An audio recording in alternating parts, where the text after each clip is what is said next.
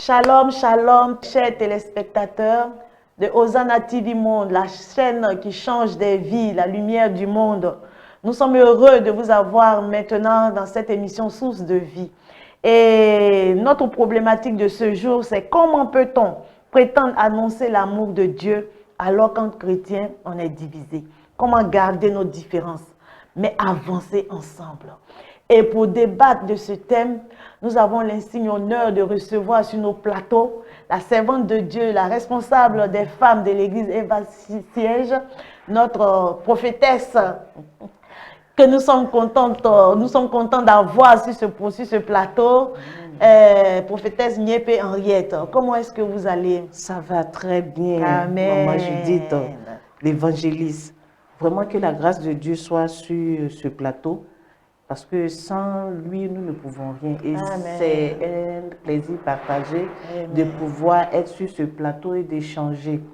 Et que son esprit nous oriente, que son esprit nous guide. Amen. Alors on se revoit tout à l'heure pour débattre du thème.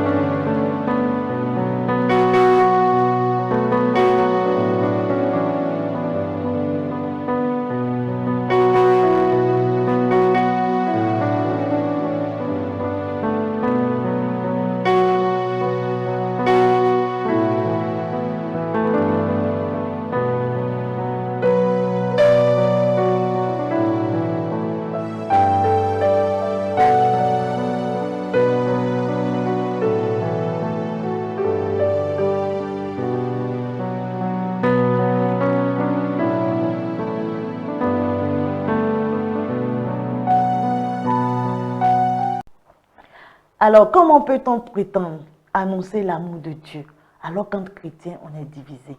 Comment garder nos différences, mais avancer ensemble? Servant de Dieu, c'est un thème très important. Vraiment très important, parce que qui dit amour parle de Christ. C'est ça.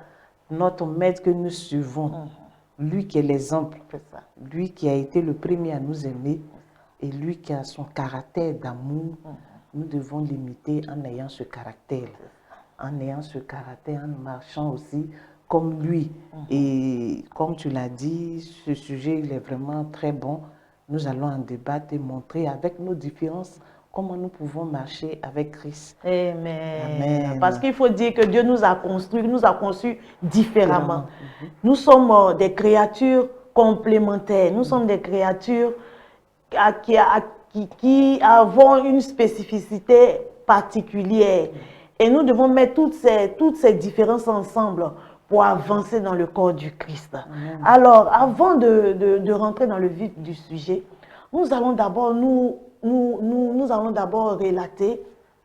révéler du moins la mission réelle de l'Église. Quelle est la mission réelle de l'Église? Servant de Dieu. Oui, la mission réelle de l'Église, d'abord, c'est d'apporter le salut. Le salut aux âmes. Amen.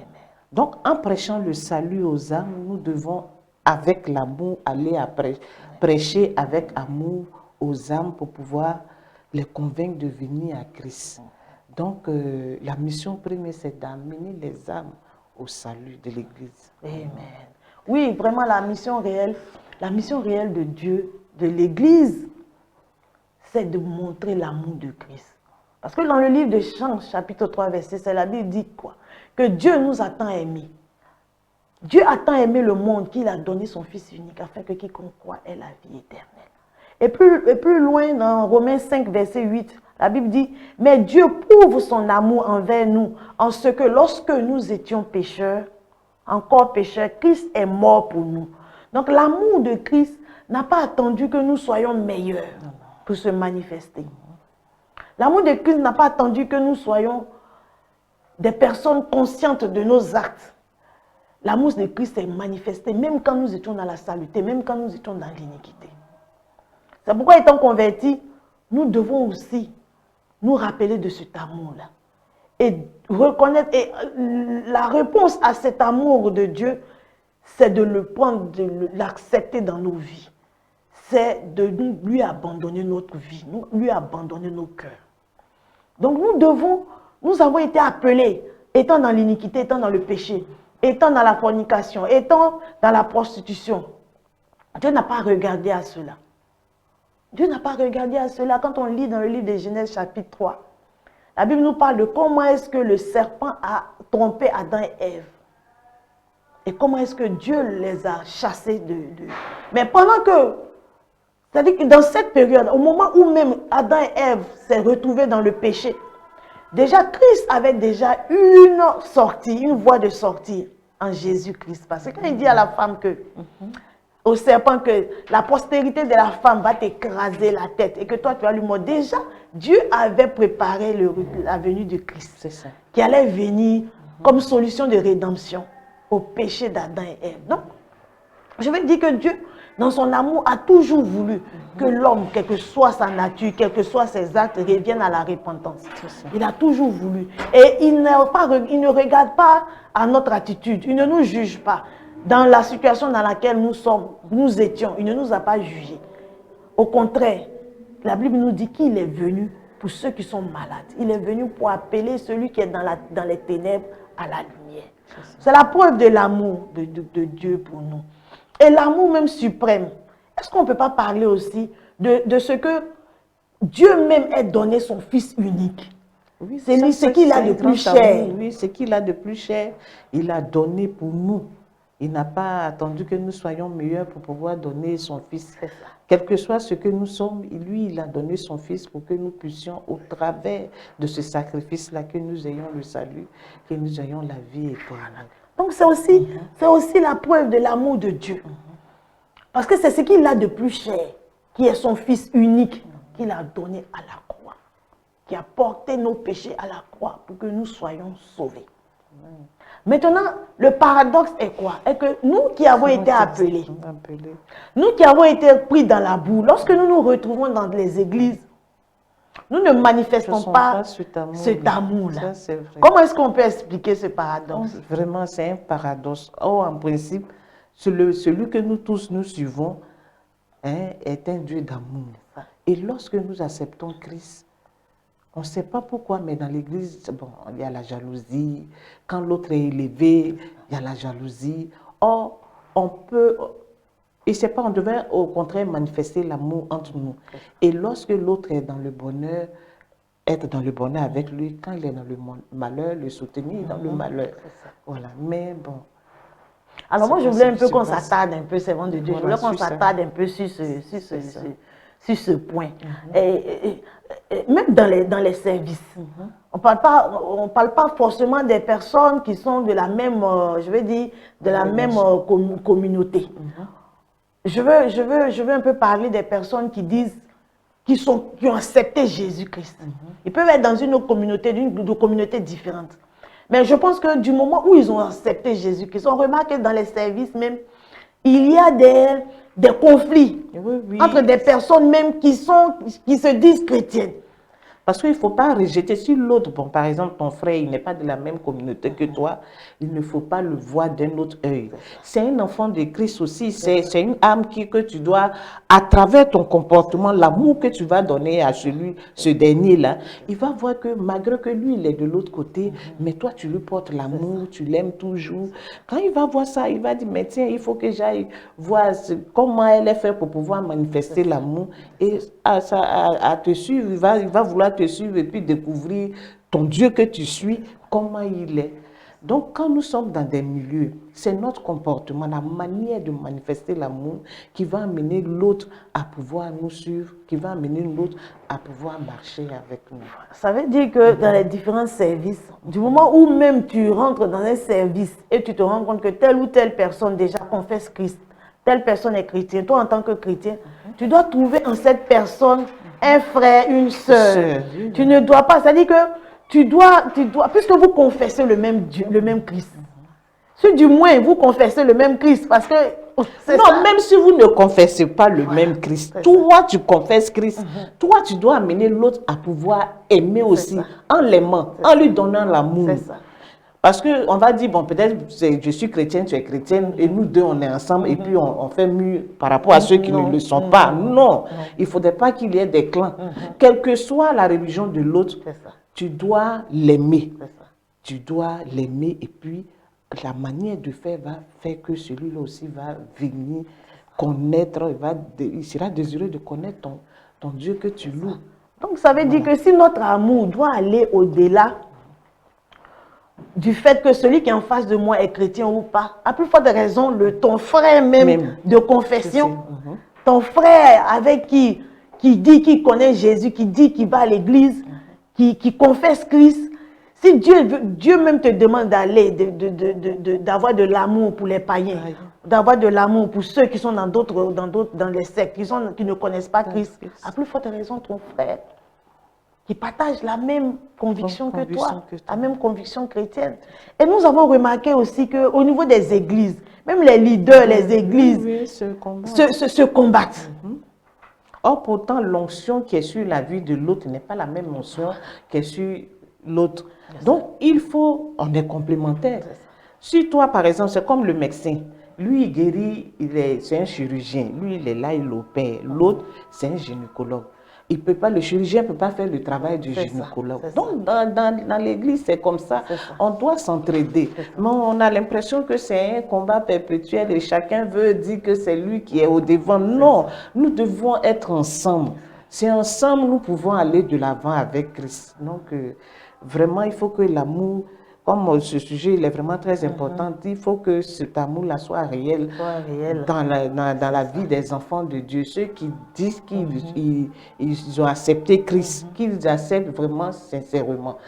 Parce que ça fait que nous assistons en Côte d'Ivoire ici à beaucoup des églises un peu partout qui naissent de manière chose. Donc chacun a sa doctrine. Lui, il a dit ça. Pourtant, nous tous, c'est le même Dieu qu'on chose. On adore. On adore.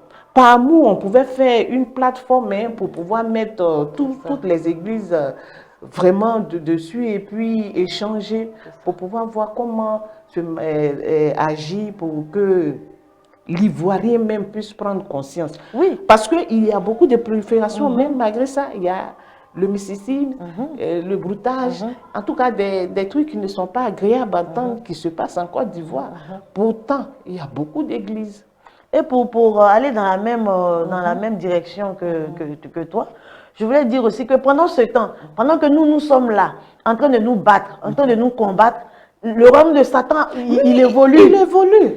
Or, la parole de Dieu nous dit qu'un royaume qui est divisé contre lui-même ne peut pas subsister. Ne peut pas subsister. Donc, et ça affaiblit l'Église, ça affaiblit l'impact que l'Église doit avoir dans le monde parce qu'entre nous-mêmes, nous nous combattons. Entre nous-mêmes, nous nous mettons les bâtons dans les roues. Alors que, parce qu'on n'accepte pas en réalité la différence, que l'autre soit différent, que l'autre prie différemment, que l'autre puisse faire, parce que si moi dans mon église, je dis dans mon église que les femmes ne doivent pas porter pantalon et que l'autre, dans son église, les femmes portent pantalon, alors bon, je combats l'autre église, mais est-ce que c'est véritablement le combat de l'église? C'est pas le combat de l'église. C'est pas le combat de l'église. Le combat de l'église, c'est d'envoyer les âmes perdues à Dieu. C'est ça le combat de l'Église. Alors, comment est-ce que nous devons manifester cet amour entre frères? C'est-à-dire, de façon concrète, quels sont les actes qu'un chrétien peut poser, que ce soit dans son service, que ce soit en face d'un frère, que ce soit même dans son église? Parce que là, nous sommes dans le cadre de l'amour entre frères. C'est ça. Ce thème est circonscrit dans ça. C'est-à-dire l'amour entre frères de même confession. C'est-à-dire que pour tous ceux qui confessent Christ, nous tous qui confessons Christ, quelle attitude nous devons avoir les uns envers les autres? D'abord, l'attitude que nous devons avoir les uns envers les autres, c'est de d'abord aimer l'autre. C'est ça. Aimer l'autre. Parce que l'amour, aimer l'autre, c'est lorsque l'autre est dans les difficultés, prier aussi pour l'autre, pour l'aider. Quand l'autre est dans les soucis, il faut ensemble l'aider à pouvoir sortir. quand l'autre est dans le bonheur, il faut se joindre à l'autre pour pouvoir manifester cette joie que cette personne-là ressent. Et aussi, il y a une chose qui est très importante, quand tu vois l'autre qui est en train de chuter, et que tu vois qu'il a pris le mauvais chemin, ne reste pas derrière pour le calomnier, ne reste pas derrière pour faire le mais prends ton courage et prie, tu t'engenouilles, tu pries d'abord, tu dis à Dieu, ah vraiment que voici le frère, je ne l'ai pas connu comme ça, mais on dirait qu'il est en train de déraper, Seigneur, aide-le. Tu pries pour lui et que lorsque je vais aller vers cette personne, Seigneur, donne-moi les mots justes pour pouvoir parler à cette personne, pour que cette personne revienne à toi. Et quand tu as fini de prier, tu vas vers lui et Dieu va te mettre les paroles dans la bouche pour pouvoir interpeller le frère pour dire, ah le frère, vraiment, ce que tu es en train de faire, c'est pas bon, que Dieu dit, voilà, que qu'est-ce qui ne va pas, qu'est-ce que tu as eu pour que tu puisses t'éloigner de la présence de Dieu, ou bien pour qu'on te sente éloigné, qu'est-ce qui ne va pas. Et comme ça, la personne va se dire ce qu'il vit, la difficulté qu'il a, et ensemble, vous priez, vous partagez. Et là, c'est le royaume de Dieu qui gagne. C'est ça. En fait, c'est ça. C'est-à-dire qu'en tant que chrétien, on doit voir le bénéfice de Dieu. On doit voir les intérêts de Dieu. L'intérêt de Dieu aujourd'hui, c'est quoi? La parole de Dieu nous dit que même sur 1000 brebis, s'il y a une seule brebis qui s'égare, le berger, il laisse les 1000 brebis. Et il va chercher la seule brebis qui s'égare. Donc nous, en tant que chrétiens, on doit travailler dans ce sens-là. On doit travailler dans le sens où on doit œuvrer, avoir l'attitude à ne pas perdre quelqu'un en chemin. C'est ça. À ne pas perdre quelqu'un en chemin. Et pour cela, il y a une attitude qu'il faut avoir, une attitude d'entraide, une attitude de charité. Une attitude de soutenir les veuves, les orphelins. Une attitude de manifester les fruits du Saint-Esprit qui sont très importants pour que nous puissions, comme je l'ai dit, ne pas laisser quelqu'un en chemin. Et que le nombre de ceux qui croient en Christ puisse accroître. Que le nombre accroître. Actuellement, c'est notre objectif. C'est l'objectif de nous les chrétiens. Que ceux qui sont appelés à Dieu, ceux qui sont rachetés, que le nombre augmente. Que le royaume, l'enfer soit vidé. Que l'enfer soit vidé, que ce ne soit pas dans l'église que les gens rétrogradent. C'est ça, c'est ça. L'objectif de l'église, ce n'est pas ça. On n'a pas pour objectif de faire rétrograder. Non, non. Nous devons œuvrer pour que les gens grandissent dans la foi. Ça me fait rappeler, j'étais allée rendre visite quelque part à des mamans. Et bon, quand je suis allée, j'ai échangé avec ces mamans. Et il y a une qui a dit qu'elle ne va plus à l'église, qu'elle est partie, elle a été déçue. Elle est partie, que les gens lui ont dit non, qu'elle est partie à l'église par intérêt. Qu'elle est venue, bon, elle était enceinte et puis elle est partie. Elle partait dans leur église et bon, les gens l'ont soutenue. Et après, quand elle a accouché, bon, elle n'a pas vu quelqu'un, tout et tout, jusqu'à ce que l'enfant décède. Donc, jusqu'à ce que l'enfant décède, même personne n'est venu la saluer, lui dire qu'il y a ou bien quelque chose. Mais elle est restée dans son coin. Elle dit, bon, si c'est ça, ce n'est plus la peine que je parte à l'église parce que je ne sens pas l'amour. Parce que là, elle est dans la souffrance, elle est dans la douleur. Au moins, si un frère ou bien une soeur était venu lui dire, il y a ou bien ceci, cela, vraiment, elle allait se sentir un peu consolée. Mais elle n'a pas senti ça. Et je lui ai dit, non, qu'il ne faudrait pas qu'elle se braque comme ça et puis refuser l'amour de Christ en elle. Que ce n'est pas les hommes qui vont faire qu'elle va abandonner Christ, mais qu'elle-même se libère et qu'elle continue d'aller à l'église. Parce que si c'était comme ça, Christ n'allait pas se donner à la croix pour nous. Si au premier abord de la difficulté, tu vois que tu es seul ou bien tu as abandonné et que tu ne vas pas jusqu'au bout, l'intérêt que les gens disent, tu cherches intérêt, c'est que tu vas leur donner raison. Mais toi, tu es venu, ton intérêt, même lui, Christ doit avoir son intérêt en toi. Si toi, tu vas vers choses là, tu vas à l'église, c'est pour avoir un intérêt. Nous tous là, c'est pour l'intérêt. On cherche l'amour de Christ, on cherche l'œil favorable de Dieu sur nos vies. Donc, on peut dire que ce n'est pas intérêt, on va à l'église. Maintenant, si nous, on va à l'église, qu'on a eu cet intérêt-là, il faut que Dieu aussi ait un intérêt en nous. En nous. Voilà. Il faut que l'intérêt soit réciproque. C'est ça. Donc, si Dieu a eu son intérêt en nous, Dieu ne va pas nous abandonner. Amen. Parce qu'il a son intérêt en nous, Amen. il va nous garder, il va nous Amen. protéger. Amen. Amen. Amen. Donc, voilà ce que j'ai dit Vraiment, à la sœur. nous sommes édifiés. Vous voyez maintenant pourquoi est-ce que la servante de Dieu est toujours avec nous, parce qu'elle elle est au charbon, elle est au contact des femmes et elle fait face à beaucoup de témoignages qui peuvent nous édifier. C'est ça. Donc, qui peuvent nous édifier dans nos relations, parce que il arrive que souvent dans nos relations, on n'arrive pas à comprendre certaines personnes, parce que nous, on a une certaine maturité. Quand tu as une certaine maturité, c'est difficile de comprendre quelqu'un qui vient, qui est encore au biberon, qui est encore dans une certaine mentalité. Et souvent, ça crée, sans le vouloir, on peut créer des frustrations. Parce que on court, l'autre ne court pas, l'autre marche. Oh bon, on veut le tirer, mais l'autre, lui, il veut toujours continuer à marcher et on n'arrive pas à comprendre souvent les phrases, tout ça.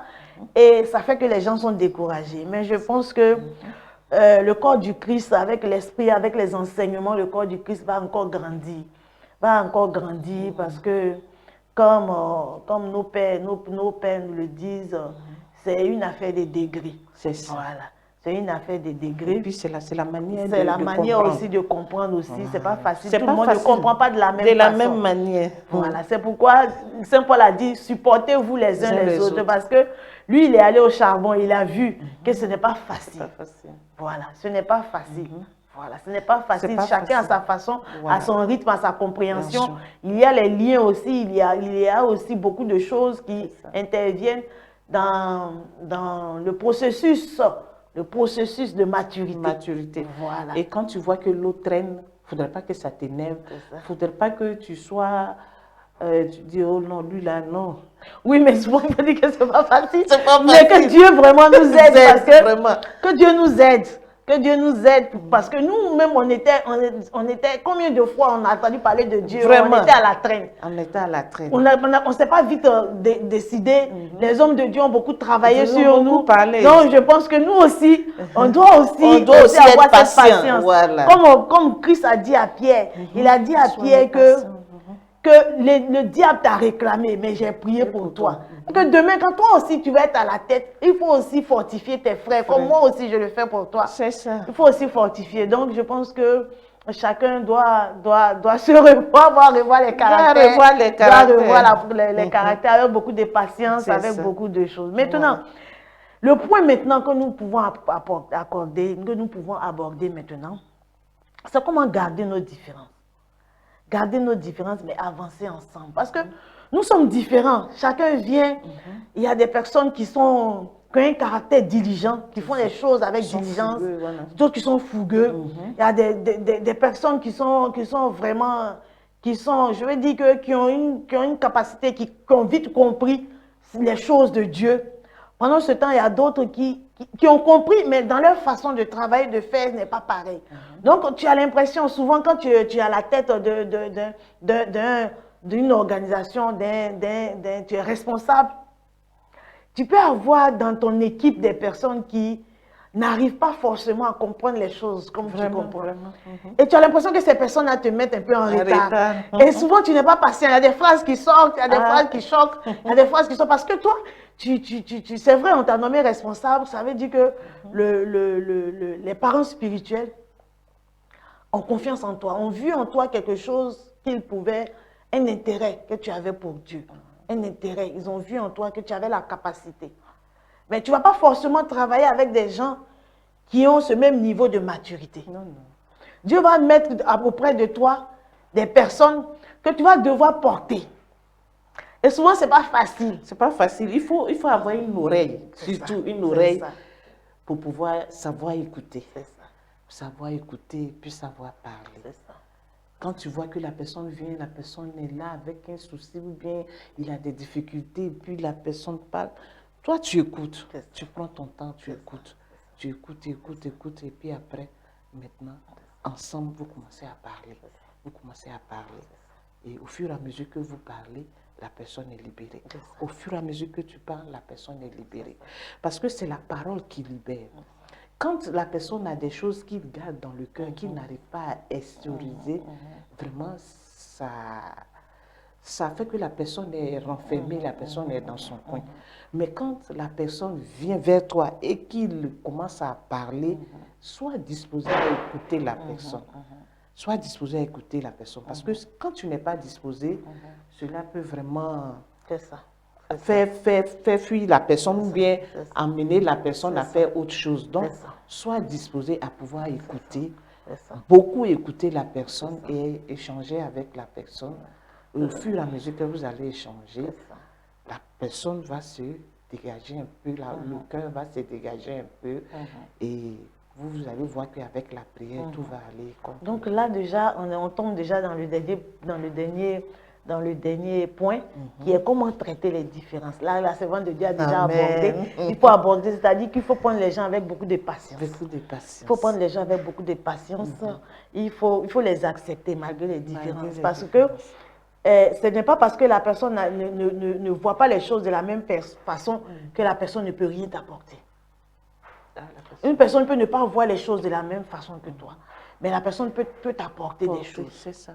À la longue de travail, à la longue de parole, à la longue d'enseignement, la personne peut t'apporter quelque chose. Il y a quelque chose, parce que je dis que toute personne qui vient, que Dieu a appelée, il y a quelque chose que Dieu peut apporter, quelque chose dans la maison de Dieu. Pour l'œuvre de Dieu, peut apporter quelque chose dans la maison de Dieu. Donc, il faut regarder ce que je pourrais dire, c'est qu'il faut regarder aux qualités pour les orienter. Dans là où la personne peut être utile. Tu peux travailler avec quelqu'un qui est, par exemple, qui ne peut pas peut-être faire des courses. Toi, tu peux peut-être faire les courses, tu peux tourner partout, tu peux voir les choses, tu peux connaître tous les coins, mais la personne peut ne pas avoir cette attitude-là à faire les courses. Mais tu vas t'énerver, tu vas dire non, mais si tu positionnes cette personne dans ce département de courses, tu vas voir que la personne ne sera pas efficace.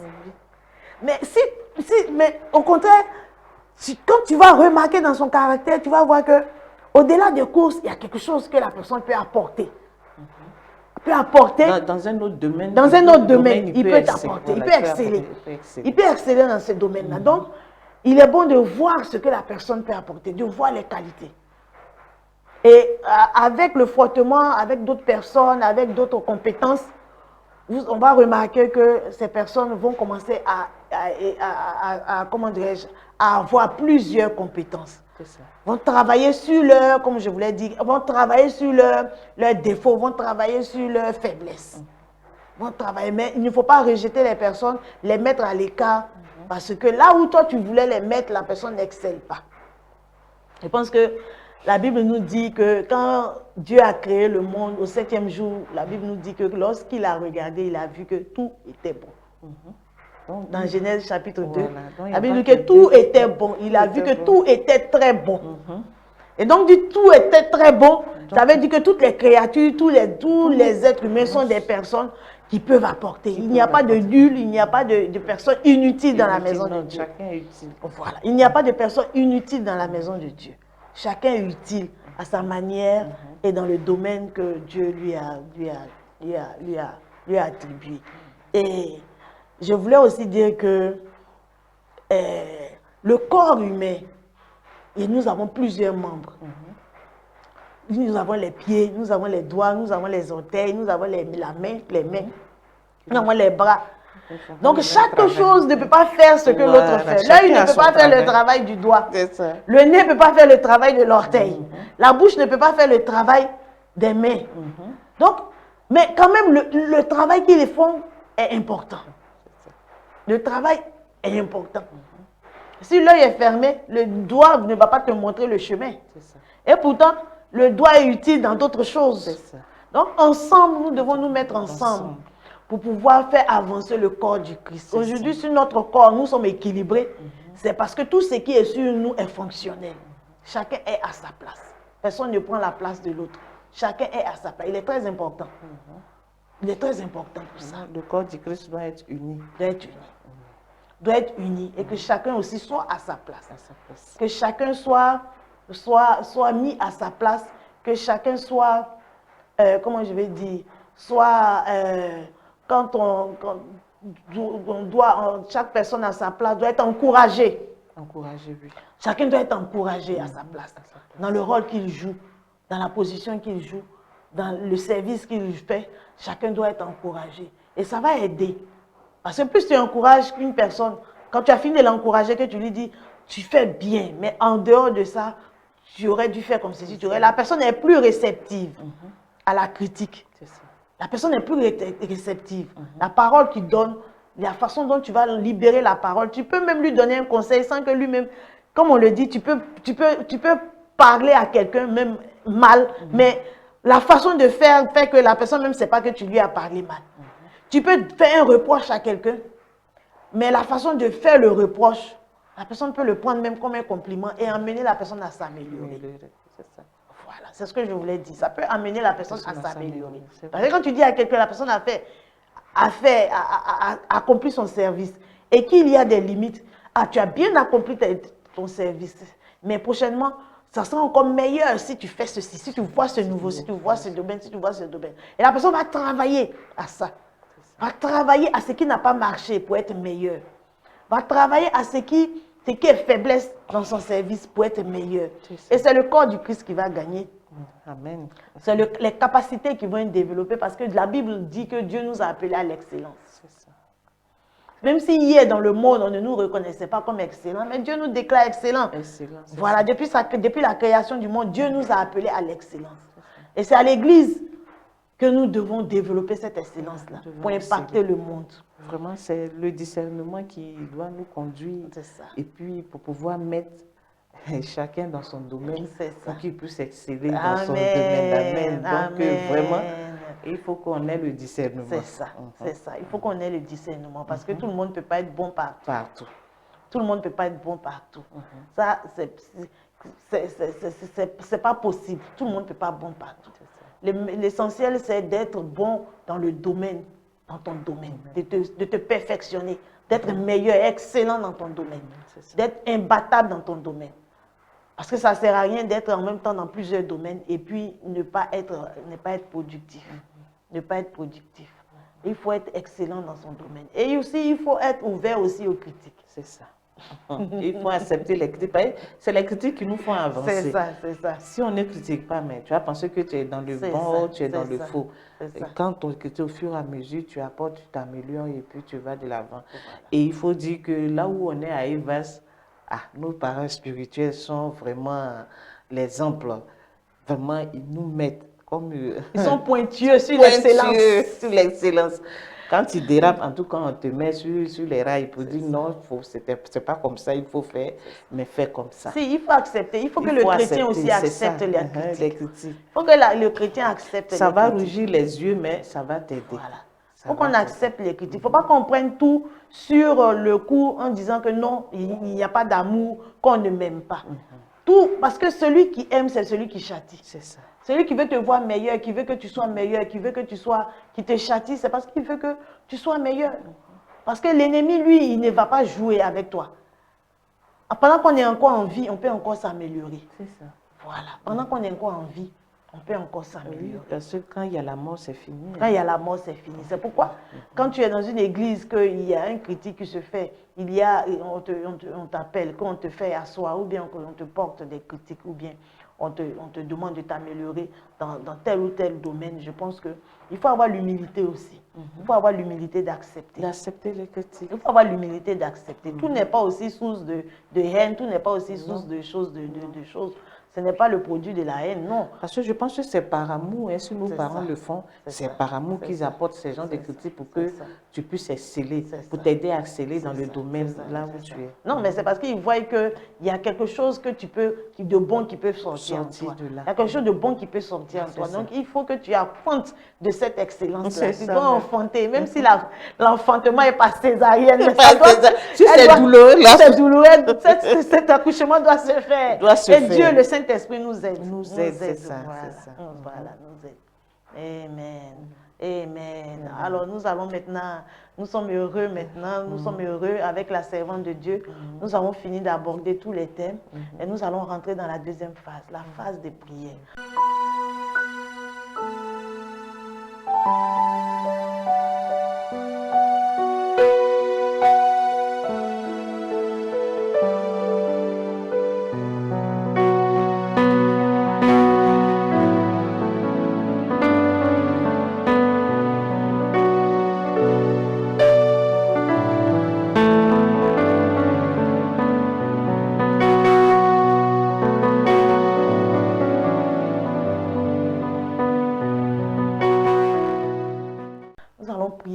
ces personnes qui ont été frustrées, toutes ces personnes qui sont retournées, qui ont rétrogradé, parce qu'elles n'ont pas bien pris soit un reproche, ou bien elles ont été frustrées et qui ont rétrogradé.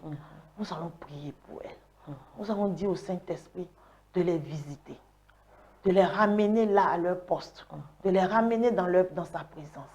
Qu'ils prennent pitié, qu'ils les ramènent de là où ils sont. Nous allons prier. Seigneur éternel, mon Dieu, nous voulons te dire merci. Nous voulons célébrer ce moment que tu permets, Papa. Que toutes ces personnes ce soir qui ont été, oh Papa, qui ont été découragées, qui ont été frustrées, toutes ces qui ont personnes qui ont manqué été d'amour, frustrées, Seigneur éternel, mon et Dieu, mon roi, qui ont et qui se rétrogradé, sont Seigneur, éloignés que de ton toi, esprit Seigneur les éternel, mon localise Dieu. maintenant, de là où Seigneur, ils sont. ce matin, Seigneur, localise-les, emmène-les Seigneur dans ta éternel, mon présence. Dieu. Que le plan de Et l'ennemi contre leur ramène-les, vie soit Seigneur, dans détruit. ta maison, Si l'ennemi Seigneur. a utilisé un Ramène-les frère, a sur utilisé ta une voie, sœur Seigneur pour éternel, les mon Dieu, éloigner mon de roi. ta présence, Oh, Seigneur, je prie que toutes si ces par monstres un de comportement frustration de quelqu'un, Seigneur, dans soient l'église, Seigneur neutralisés, que éternel, mon l'ange Dieu, de mon roi, l'Éternel les ils visite ont été maintenant frustrés, et qu'il les Seigneur. ramène dans ta Seigneur, présence, touche-les, Seigneur. Seigneur Ramène-les éternel, dans mon ta Dieu. présence. Guéris Et les blessures. ramène-les, Seigneur. Guéris les blessures, Guéris-les, Père. Seigneur. Prends Guéris pitié, les Seigneur blessures, éternel, mon Dieu, mon roi. Et que Car ces dehors, personnes, c'est la Seigneur, mort, viennent, Seigneur Père. éternel, mon Oh, Dieu, mon éternel, roi. mon Et Dieu. Que ramène-les dans ta l'ennemi échoue présence, dans leur Seigneur. vie. Que Ramène-les le dans plan ta de présence, l'ennemi Seigneur échoue dans éternel, leur mon Dieu, vie, mon Père. roi. Merci, Seigneur, pour agis, ce moment. Seigneur, dans leur Merci, vie. Elohim, pour Au ce nom que tu de fais. Jésus. Au nom de Amen. Jésus. Nous allons prier pour toutes ces personnes qui n'arrivent pas à changer, qui n'arrivent pas à être aimables, qui n'arrivent pas à travailler avec des frères qui sont différents. Nous allons dire à Dieu de circoncire leur cœur. Que l'Éternel met en eux les fruits du Saint-Esprit, l'esprit de la patience, l'esprit de la bienveillance, l'esprit d'un véritable amour.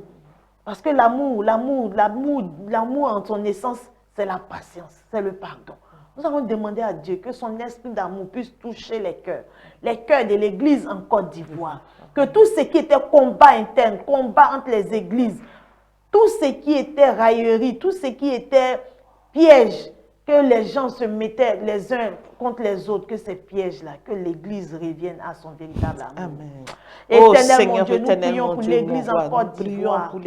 Nous prions, éternel, mon Dieu, que ton Église, Seigneur, tout ce qui était combat en interne, là où les églises se battaient, les divisions, Seigneur, que ces divisions s'arrêtent maintenant. Sème l'amour dans les cœurs, sème l'union de l'Église, l'Église, que le corps du Christ soit uni, que le corps du Christ soit uni, que nous ayons la même vision, que nous travaillons malgré nos différences, que nous ayons la même vision, Seigneur, de vider l'enfer, de vrai pour toi, que les âmes soient touchées, que les cœurs soient touchés, que ceux qui étaient dans les choses négatives puissent se donner à toi, que nous ayons la même vision, la vision de travailler pour le bien, pour tes intérêts, Seigneur, la vision de travailler pour tes intérêts, éternel, mon Dieu, que ton amour nous remplisse, que nous soyons guidés par ton esprit, que nous soyons guidés par ton amour, que nous manifestions les fruits du Saint-Esprit, que tout ce qui était, oh Père, au égoïsme,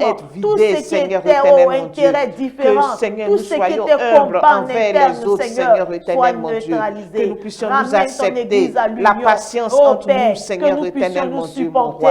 Que nous puissions nous aimer, que nous puissions nous supporter, Seigneur, que l'amour soit dans nos cœurs, que l'Église en Côte d'Ivoire soit unie, que l'Église en Côte d'Ivoire soit unie, que l'Église en Côte d'Ivoire soit unie. Merci Seigneur, merci éternel mon Dieu, les leaders, oh Père, que les cœurs soient touchés, que les leaders soient unis, que les leaders soient unis, qu'ils voient dans la même direction, Père, que les intérêts personnels, que l'ingratitude, l'égoïsme quittent les cœurs et que nous soyons, Seigneur, portés sur ton intérêt, l'intérêt, Seigneur, d'emmener tes enfants à toi, de convertir des âmes, oui, Père, d'emmener les brebis, oh Père, dans ta bergerie, afin que le royaume des cieux, Père, puisse être gagné, que les cœurs soient gagnés à toi, que les âmes soient gagnées à toi, et que l'ennemi échoue dans ses œuvres, que l'enfer soit vidé. Père éternel, manifeste-toi dans l'Église en Côte d'Ivoire, manifeste-toi dans l'Église dans le monde,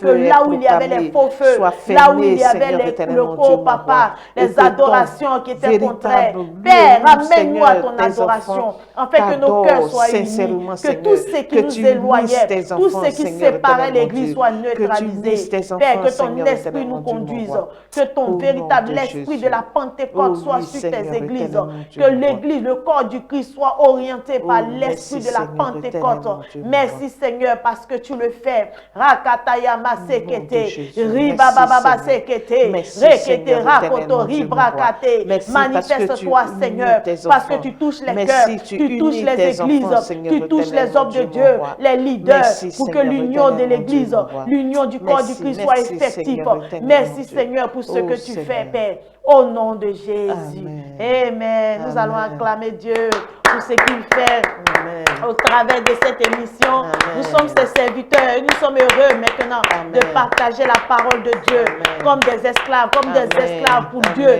Nous sommes Amen. bénis, nous sommes bénis de faire ce que Dieu Amen. veut, de Amen. manifester sa gloire. Amen. Hosanna TV est une chaîne bénie. Amen. Merci Seigneur, Merci, merci Seigneur, Elohim. éternel, Alors, mon Dieu, servant mon de Dieu, Amen. alors nous avons passé un bon moment dans la Un présence très de bon Dieu moment. Oui. avec un thème très important Vraiment.